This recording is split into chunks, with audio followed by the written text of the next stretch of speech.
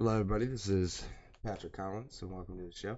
Today, we're going to start off with talking about the bipartisan infrastructure deal that is in place, that they've been touting along as something amazing, as something spectacular, as something, especially the Biden administration, something to be touted for, especially on how he's combining or how he's creating bridges between the left and the right wing, and why this is actually horrible. It's horrible for the country, and it's overall just a horrible deal that makes me very upset that the progressive wing of the party is even signing on to it to begin with.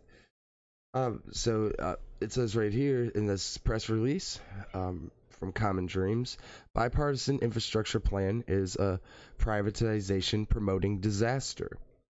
Wall Street takeover of essential services will cost ratepayers and must be rejected. Today, the White House announced that it had reached a bipartisan infrastructure compromise with a group of senators. The plan would rely on privatization schemes that will undermine public control and prove to be costly. The proposed financing mechanisms include public-private partnerships, private activity bonds, and asset recycling. Public-private partnerships are privatization deals in which a private company takes control over the operation and sometimes finances of a public project. Private activity bonds give tax subsidies to debt issued by corporations to finance privatized projects. And asset recycling refers to schemes where a government sells off one public asset to finance the construction of another infrastructure project. On the whole, the package is much smaller than the initial White House proposal and a far cry from the level of investment needed to rebuild the economy, deliver clean drinking water, and combat climate change. So, now we're going to deep dive into really what these three things mean. But basically, to sum it all up, TLDR, it's privatizing infrastructure. It's giving public utility, roads, water, electric, sewer, and putting them into the hands of corporations. Where, as we all know, we will be gouged and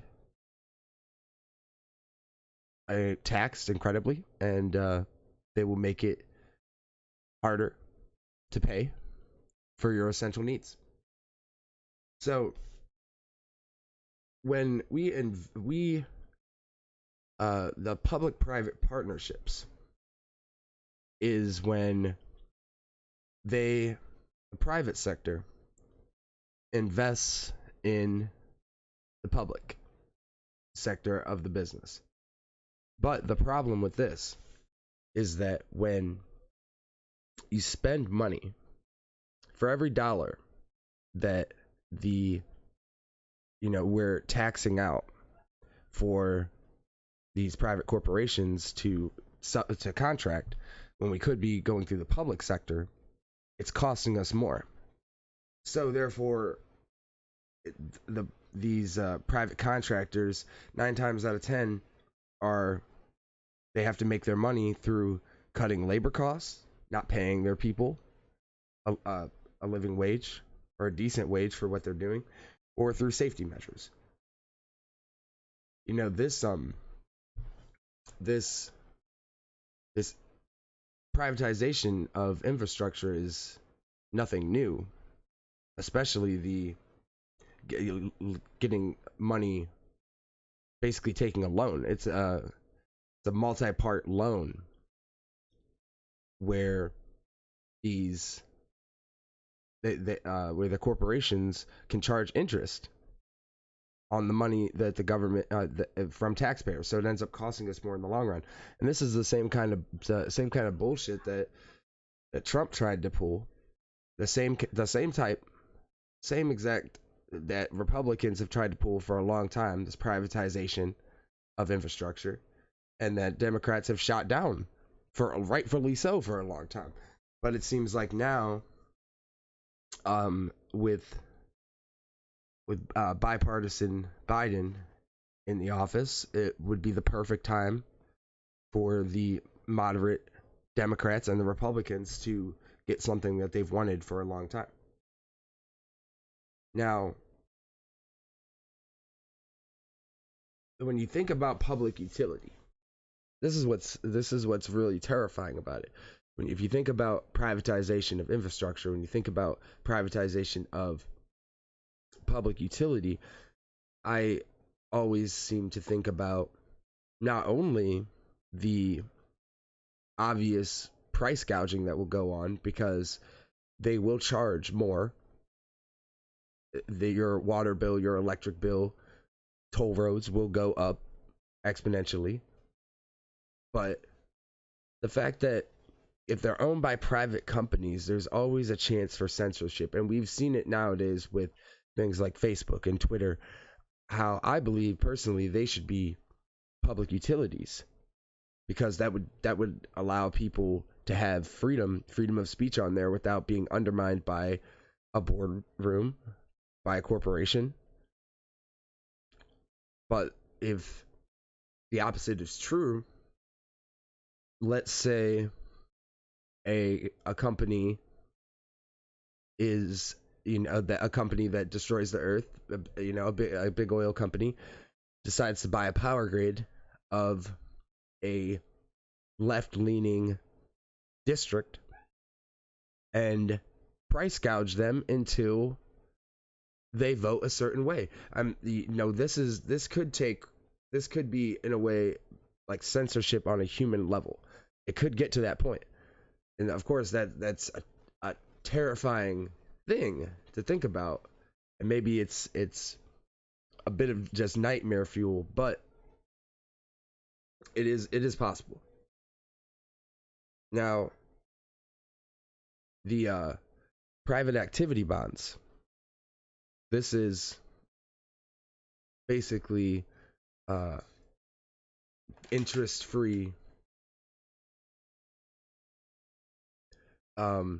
loans, from the government, and that they get tax breaks, which they get so many already, but they're getting these tax breaks.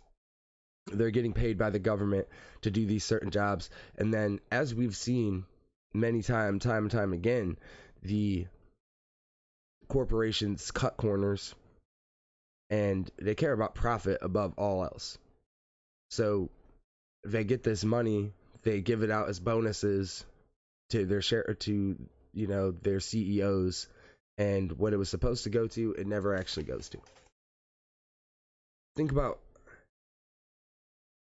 when as media corporations grow bigger and bigger, and corporations themselves control the media, how everything becomes so homogenized, how everything becomes very politicized. How it seems like almost everything becomes politicized in a way, and you can't escape it, and you have to toe a certain line. And again, how terrifying would it be if they started politicizing, which they already do to a certain extent, but if they really started politicizing and ostracizing people and using clean water, electric, natural gas as tools, as weapons in this war. So the third proposed mechanism is asset recycling, which is selling off old infrastructure to pay for new projects. Now, this was something that was given to us by Australia. They implemented it first, and it failed. It failed in Australia so horribly that they're not doing it anymore. But we decided that maybe we could work it. And the major problems with doing this was they would sell their infrastructure for way less than what it was actually worth, and they wouldn't have any projects ready to go. They would get all this money funneled in, and they wouldn't have anything to build with the money. So when they did, if they did, they're not actually for their political projects. They're dick measuring contests. They're not actual projects for the people. And we've seen this on a small level. In Chicago, they sold meters on the street for $1.15 billion of tax money. Now, the prices are going up 800%. They're projected to go up 800%. And the city and the people have no control over how much they pay on these tolls anymore. In fact, the city has to pay this company if they say they shut down the, let's say they shut down the road for a parade. They have to pay this company in lost tolls. Now, again, this is just obvious, filed under duh, that corporations don't care about people, but a toll road between Austin and San Antonio was improperly made when it came to the sewage system, and now a nearby town floods every time it rains. They're just flooding a town, and they don't care. So, how, in any way, is this good? How does it pay for itself when it's been proven time and time again that trickle-down economics do not work? So you're giving all this money to these corporations, and we're not going to see any of it. We're not going to see any of the benefits. In fact, it'll probably end up costing us more, because it's projected that privatization of water costs 6 times much as municipal water systems. And in a country where everyday Americans struggle to pay rent, where on a working minimum wage you can't afford a 1-bedroom apartment anywhere in the United States, you're gonna jack up the prices of water that's not even clean in some places of the country, water that's not even usable, and you're gonna jack up the prices of it as the quality will steadily get worse and worse. And once we get in these deals, like, we're not going to be able to back out of them. We sign into these deals, and another politician will come in and try to back out, and it'll be binding.